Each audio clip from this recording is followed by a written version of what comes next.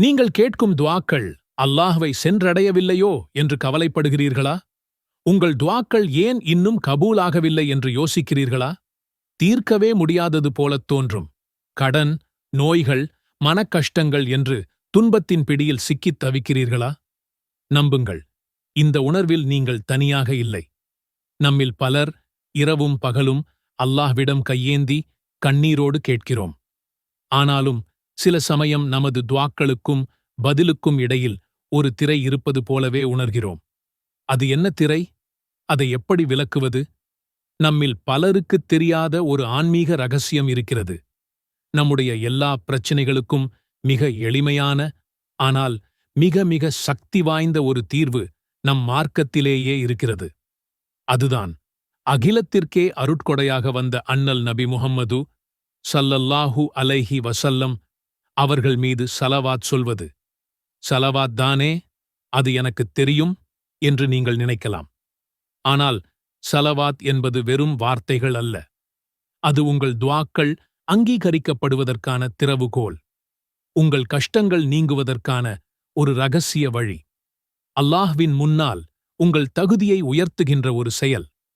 அந்த ரகசியத்தை அல் குர்ஆன் மற்றும் ஹதீஸ்களின் ஒளியில் ஆழமாக புரிந்து கொள்வோம்.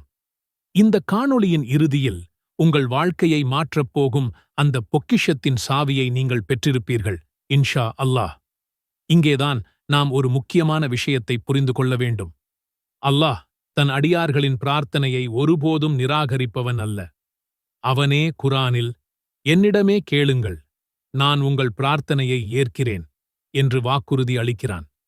அப்படியானால் தவறு எங்கே நடக்கிறது? சரியான முகவரிக்கு அனுப்பப்படும் கடிதம்தான் உரிய இடத்தை அடையும். அதுபோல நமது துஆக்களை அல்லாஹ்வின் அரியாசனத்திற்கு கொண்டு சேர்க்க ஒரு வழிமுறை இருக்கிறது. அந்த வழிமுறையை நாம் தவறவிடும்போதுதான் நமது துஆக்கள் பாதி வழியில் நின்றுவிடுகின்றன. இது சம்பந்தமாக உமர் ரலியல்லாஹு அன்ஹு அவர்கள் கூறியதாக ஒரு செய்தி அறிவிக்கப்படுகிறது.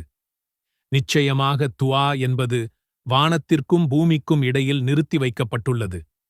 உங்கள் நபியின் மீது நீங்கள் ஸலவாத் சொல்லாதவரை அதிலிருந்து எதுவும் அல்லாஹ்விடம் உயர்ந்து செல்லாது. திர்மிதி. சிந்தித்துப் பாருங்கள், இதன் ஆழம் எவ்வளவு பெரியது.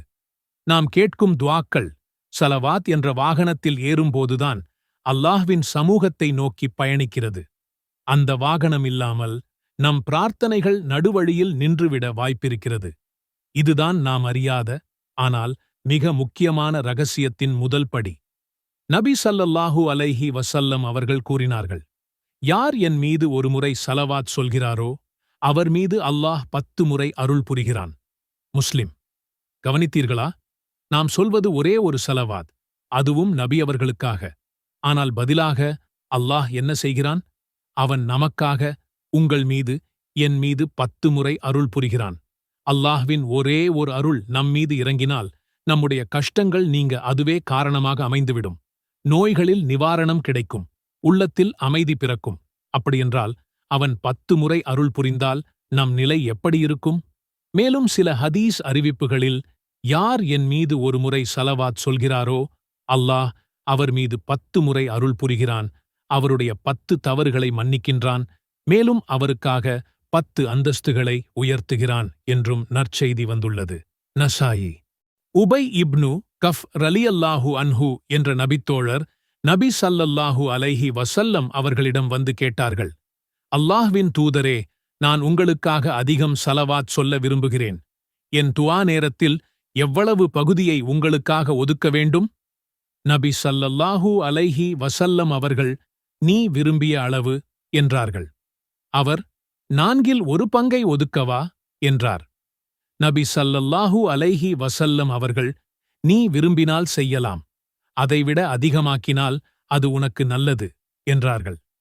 அவர், அப்படியானால் பாதியாக்கவா என்றார். நபி ஸல்லல்லாஹு அலைஹி வஸல்லம் அவர்கள், நீ விரும்பினால் செய்யலாம், அதைவிட அதிகமாக்கினால் அது உனக்கு இன்னும் நல்லது என்றார்கள். இறுதியாக உபை ரலியல்லாஹு அன்ஹு அவர்கள், அல்லாஹ்வின் தூதரே, அப்படியானால் என் துஆ நேரம் முழுவதையும் உங்களுக்காக ஸலவாத் சொல்வதற்கே நான் ஆக்குகிறேன் என்றார். அதற்கு நபி ஸல்லல்லாஹு அலைஹி வஸல்லம் அவர்கள் சொன்ன பதில் அறிஞர்களால் அதன் அறிவிப்பாளர் தொடர் குறித்து பேசப்பட்டிருந்தாலும் நம் ஒவ்வொருவரின் பிரச்சினைக்கும் ஒரு ஆழமான வழிகாட்டுதலைக் கொண்டுள்ளது. அவர்கள் சொன்னார்கள், அப்படி நீர் செய்தால் உமது கவலைகள் நீக்கப்படும், உமது பாவமும் மன்னிக்கப்படும். திர்மிதி. சுபஹானல்லாஹ். இங்கே பாருங்கள், அந்த நபித்தோழர் தன் தேவைகள் எதையும் கேட்கவில்லை. தன் துஆ நேரம் முழுவதையும் நபிக்காக அர்ப்பணித்தார். ஆனால் அவருக்கு கிடைத்த பரிசு என்ன? உன் கவலைகள் எல்லாம் தீர்க்கப்படும். இதன் பொருள், நாம் அல்லாஹ்வுடைய நேசரான நபி ஸல்லல்லாஹு அலைஹி வஸல்லம் அவர்களை கண்ணியப்படுத்தினால் அல்லாஹ் நம்முடைய தேவைகளை கவனிக்கப் பொறுப்பேற்றுக் கொள்கிறான் என்பதாகும். நீங்கள் அல்லாஹ்விடம் கையேந்தும் ஒவ்வொரு முறையும் உங்கள் தேவைகளைக் கேட்பதற்கு முன் சில முறைகள் ஸலவாத் சொல்லுங்கள். பின்பு உங்கள் தேவைகளைக் கேளுங்கள். துஆவை முடிக்கும்போதும் ஸலவாத் கொண்டு முடியுங்கள்.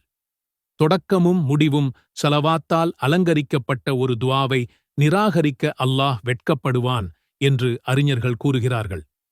நபி ஸல்லல்லாஹு அலைஹி வஸல்லம் அவர்கள் கூறினார்கள், உங்களுடைய நாட்களில் மிகச்சிறந்த நாள் வெள்ளிக்கிழமை. எனவே அந்நாளில் என் மீது ஸலவாத்தை அதிகமாக்குங்கள். ஏனெனில் உங்களுடைய ஸலவாத் என்னிடம் எடுத்துக்காட்டப்படுகிறது. அபூ தாவூத். வெள்ளிக்கிழமை அன்று நாள் முழுவதும், குறிப்பாக அஸர் தொழுகைக்குப் பிந்தைய மாலை நேரத்தில் ஸலவாத்தை அதிகப்படுத்துங்கள். அந்த நேரத்தில் துஆக்கள் ஏற்றுக்கொள்ளப்படும் என பெரிதும் நம்பப்படுகிறது. இன்று நாம் ஸலவாத்தின் ஒரு மாபெரும் இரகசியத்தை அறிந்து கொண்டோம். ஸலவாத் என்பது வெறும் வார்த்தைகளின் உச்சரிப்பு அல்ல. அது அல்லாஹ்வுடன் நாம் மேற்கொள்ளும் ஒரு தெய்வீக உறவு. நாம் அவனுடைய நபி மீது ஒன்று கூற, அவன் நம் மீது 10ஆகப் பொழிகிறான். உங்கள் பிரார்த்தனைகள் ஏற்கப்படவில்லையா? ஸலவாத்தை அதிகமாக்குங்கள். கடன் தொல்லைகள் தீரவில்லையா? ஸலவாத்தை உங்கள் கேடயமாக்குங்கள். மனதில் நிம்மதி இல்லையா? ஸலவாத்தைக் கொண்டு உங்கள் இதயத்தை ஈரப்படுத்துங்கள். அல்லாஹும்ம ஸல்லி அலா முஹம்மதின் நபியில் உம்மி வஅலா ஆலிஹி வஸல்லிம் தஸ்லீமன். அல்லாஹ்வே, உம்மின் நபியான முஹம்மத் ஸல்லல்லாஹு அலைஹி வஸல்லம் அவர்கள் மீதும் அவர் குடும்பத்தினர் மீதும் உனது அருளைப் பொழிவாயாக. அவர்களுக்கு முழுமையான சாந்தியையும் சமாதானத்தையும் வழங்குவாயாக. அல்லாஹும்ம ஸல்லி அலா முஹம்மதின் நபியில் உம்மி வஅலா ஆலிஹி வஸல்லிம் தஸ்லீமன். அல்லாஹ்வே, உம்மின் நபியான முஹம்மத் ஸல்லல்லாஹு அலைஹி வஸல்லம் அவர்கள் மீதும் அவர் குடும்பத்தினர் மீதும் உனது அருளைப் பொழிவாயாக.